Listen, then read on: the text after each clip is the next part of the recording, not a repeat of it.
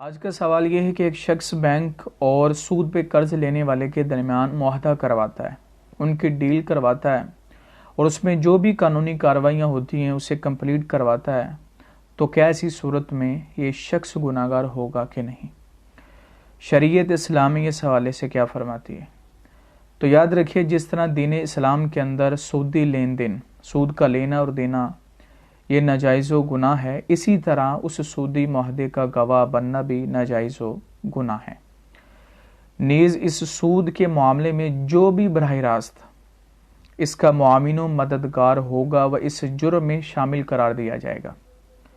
جس طرح کہ اللہ تعالیٰ نے قرآن پاک میں سورہ مائدہ کی آیت نمبر 2 پارہ نمبر 6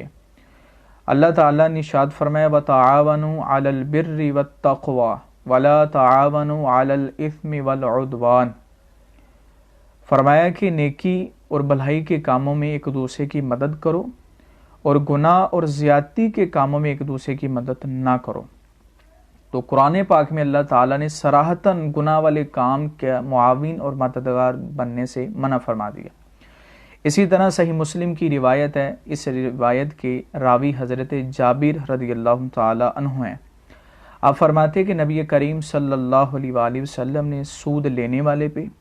سود دینے والے پہ، سود کے دستاویزات تیار کرنے والے پہ اور اس کے گواہوں پہ لعنت فرمائی ہے اور فرمایا یہ سب برابر ہیں۔ تو گناہ والے کام میں کسی طرح کی مدد کرنا، اس میں برابر کا شریک ہونا ہے، اور جس طرح اس گناہ کے کرنے سے گناہ ملتا ہے، اس گناہ والے کام کرنے سے اللہ ناراض ہوتا ہے، اسی طرح اس پہ گواہ بننا یہ بھی ناجائز و حرام ہے۔ اللہ تعالیٰ سے دعا ہے کہ اللہ تعالیٰ ہمیں عمل کرنے کی توفیق عطا فرمائے۔